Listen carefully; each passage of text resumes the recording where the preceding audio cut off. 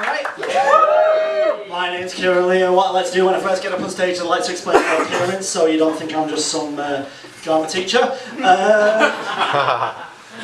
If you couldn't tell by my accent, I am from a very harrowing place. It's almost a third world country. It's also known as the north of England. Yeah, I grew up in a small town in Manchester, and I don't know if this is the thing with all small towns, but especially in Manchester, you either grow up in one of two sides: working class old men or bloody nutters. Guess which side I came from. It's not really hard, folks. Yeah, but I grew up in Manchester. It's a really weird place, but your family, if they're absolute nutters, you can have some absolute comedy gold moments. Like, my nana, for instance. My nana was an amazing woman. She was funny. First of all, her name was Vader.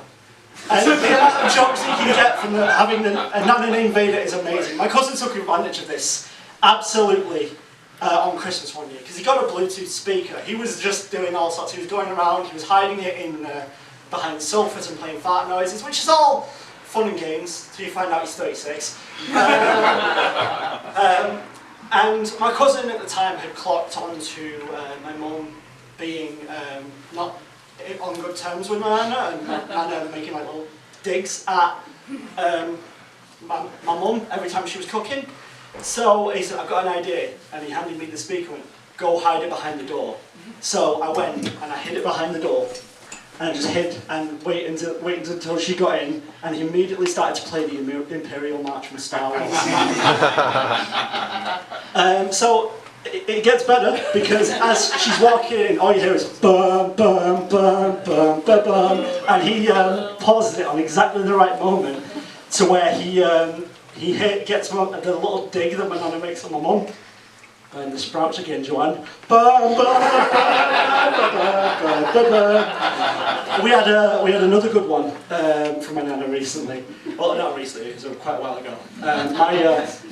My granddad passed away on my granddad's deathbed, and before you say anything, I know how that sounds. Like, granddad's dead, bloody bad lad. We actually got. He was on his deathbed, and my nana wanted to give him a drink of water. Couldn't give him a drink of water, according to my auntie Karen, who's a nurse. But she could get some wet gauze and like wipe it on the inside of his mouth, but don't put your finger straight in, otherwise he's going to bite. About an hour later we hear, ow, he's got me!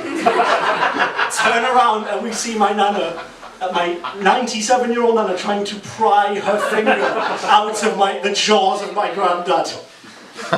After this, it takes about 5 minutes to get her finger out. We're all sat in silence, trying not to laugh, and at this point I just go, well, at least my granddad did his last meal before he went. My nana, quick as a flash, turned to her and went, yeah, and at least Joanne didn't have to cook it.